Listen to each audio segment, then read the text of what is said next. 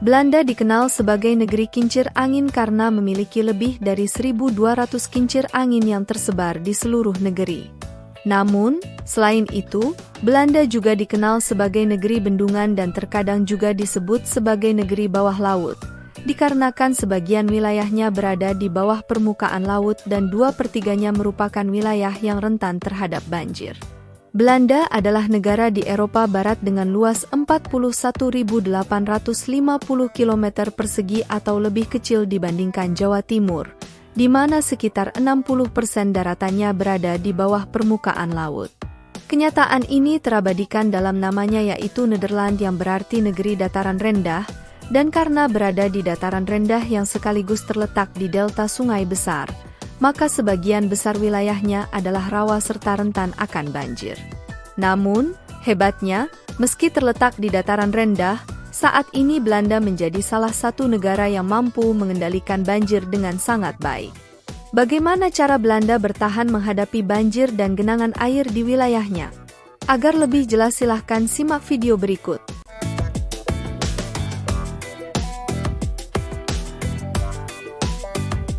Sepanjang sejarahnya, Belanda dan nenek moyang mereka telah terbiasa memerangi banjir selama lebih dari 2000 tahun. Mulai sekitar 400 tahun sebelum Masehi, orang Frisia pertama kali menetap di Belanda.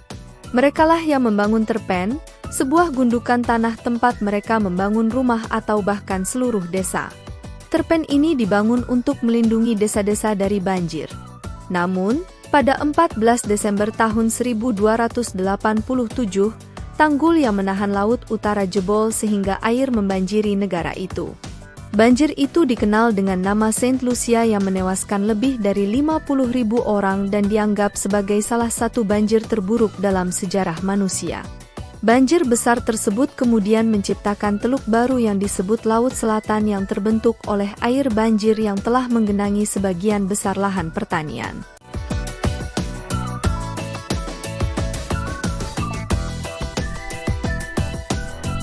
Setelah puluhan tahun terkena banjir serta badai yang menyebabkan banyaknya air ke dalam tanah dan mengancam pertanian, masyarakat di Belanda dan pemerintahnya bekerja sama untuk melahirkan beragam inovasi yang luar biasa untuk menghadapi bencana tersebut. Inovasi pertama yang mereka lakukan adalah menciptakan sistem polder. Sistem polder merupakan sistem yang menggabungkan tanggul, danau, dan pompa. Cara kerjanya adalah jika permukaan air laut meningkat, akan diatasi dengan dinding tanggul cukup dengan meninggikan dinding tanggul untuk melindungi suatu kawasan. Sedangkan kincir angin memanfaatkan tenaga angin untuk membuang air keluar dari rawa dan menciptakan petak-petak lahan kering serta mengubahnya menjadi lahan pertanian dan irigasi. Selain itu, kincir angin tersebut juga memompa air di daratan rendah untuk mencegah tanaman tenggelam dalam banjir.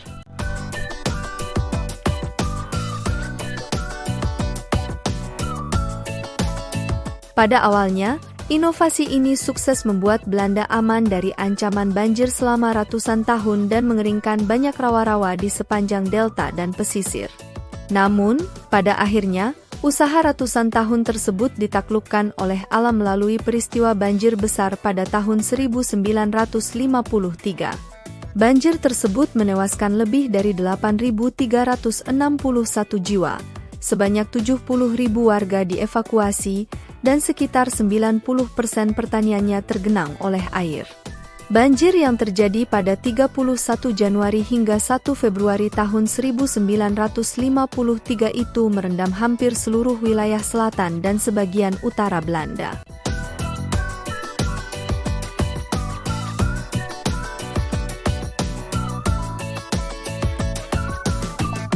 Agar bencana serupa tidak terulang lagi, 20 hari setelah banjir besar melanda, Belanda kemudian membuat megaproyek anti-banjir yaitu Delta War. Pada Februari 1953, Departemen Delta Komite didirikan dengan tugas untuk menyusun rencana melindungi daerah dari banjir di masa depan dan juga menyediakan air minum bersih yang disebut dengan Rencana Delta. Di dataran delta tersebut dilakukan pengurangan dan memperpendek garis pantai menjadi sekitar 710 km. Pengurangan tersebut otomatis berpengaruh pada panjang tanggul yang juga berkurang sehingga dapat membantu mengeringkan daerah rendah yang sering banjir dan mengatur aliran air asin dari laut serta menyediakan air minum dan air tawar untuk irigasi. Selain itu, proyek ini juga meningkatkan pergerakan lalu lintas antar pulau dan meningkatkan pengiriman logistik, terutama antara Rotterdam dan Antwerp. Proyek Deltaworks ini terdiri dari pembangunan 13 bendungan, termasuk penghalang badai, pintu air, pengunci, dan tanggul untuk melindungi daerah di Belanda dari banjir laut. Proyek besar Deltaworks ini dikerjakan oleh pemerintahan Belanda yang akhirnya selesai pada tahun 1997 dengan biaya sekitar 5 miliar dolar AS atau setara dengan 82 triliun rupiah. Selain itu, proyek Deltaworks ini juga mengurangi risiko banjir dalam kurun waktu 4.000 tahun. Bahkan, proyek Deltaworks ini juga diakui sebagai salah satu dari 7 keajaiban dunia modern oleh American Society of Civil Engineering. Dari tahun 1953 sampai 1997, proyek Deltaworks ini telah membangun banyak bendungan, tanggul, pintu air, dan penghalang badai. Di antara struktur yang dibangun tersebut, ada 2 struktur penghalang badai terbesar yang pernah dibangun, yaitu Oosterscheldekering dan Maeslandkering.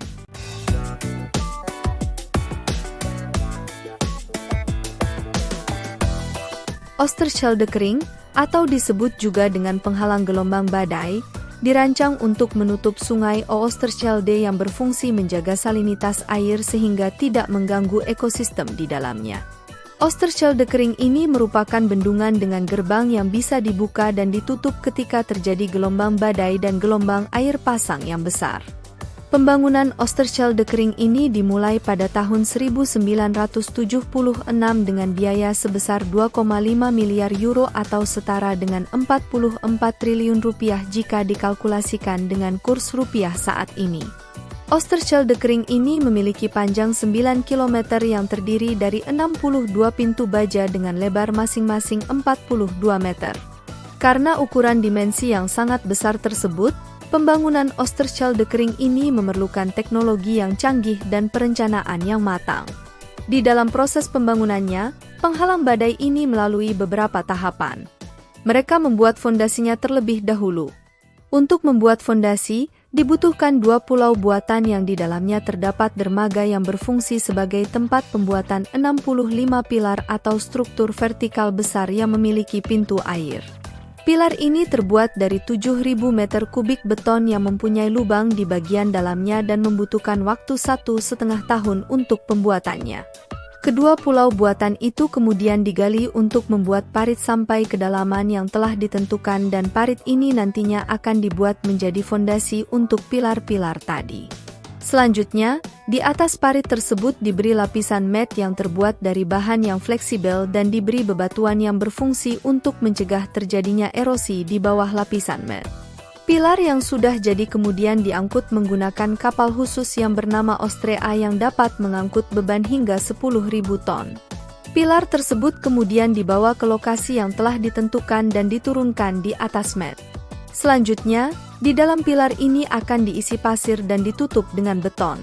Setelah itu, di bagian bawah pilar ini diberi bebatuan agar pilar ini tidak dapat bergerak dan tetap bertahan di tempatnya selamanya. Terakhir, sebuah hidrolik jack raksasa disambungkan ke pintu air pada pilar ini yang berfungsi untuk membuka dan menutup yang dikendalikan oleh operator. Hidrolik jack ini dapat mengangkat beban 260 hingga 480 ton dan dapat mengangkat beban setinggi antara 6 hingga 12 meter. Sedangkan masing-masing pilar ini memiliki tinggi 35 hingga 39 meter dan berat totalnya sekitar 18.000 ton, yang dirancang untuk bertahan lebih dari 200 tahun. Selain sebagai penahan gelombang, Oosterscheldekering ini juga berfungsi sebagai jalan raya yang menghubungkan lalu lintas antar pulau.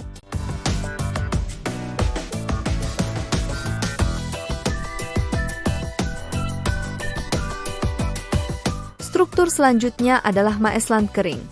Maesland Kering adalah sebuah penghalang badai yang dibangun dari tahun 1991 hingga 1997 dan juga merupakan bagian dari megaproyek Delta Tower. Penghalang badai ini terdiri dari 2 pintu gerbang raksasa yang berfungsi untuk menahan air laut dengan panjang masing-masing pintu setara dengan tinggi Menara Eiffel dan beratnya hampir 4 kali lipat dari Menara Eiffel. 2 pintu raksasa ini terdiri dari ruas baja yang memiliki panjang masing-masing ruasnya 210 meter dan tingginya 22 meter. Kedua pintu ini dapat bergerak sejauh 237 meter dengan gerakan mengayun ke samping. Ketika keadaan normal, pintu Maesland Kering ini akan terbuka selebar 360 meter sehingga kapal-kapal dapat lewat. Pintu ini akan secara otomatis tertutup ketika merasakan gelombang badai dan air laut yang memiliki tinggi sekitar 3 meter. Maesland Kering ini dapat menahan gelombang badai dengan kekuatan 350 meganewton atau setara dengan 350.000 orang kuat yang masing-masing mengangkat beban 100 kg. Sejak dibuka pada 1997 silam, pintu Maesland Kering ini telah 2 kali ditutup untuk menghambat luapan air laut akibat badai laut utara yang dahsyat, yaitu pada bulan November 2007 dan awal 2018. Proses penutupan gerbang Maesland Kering ini memakan waktu sekitar 1 jam. Maesland Kering ini bisa bertahan selama 80 tahun.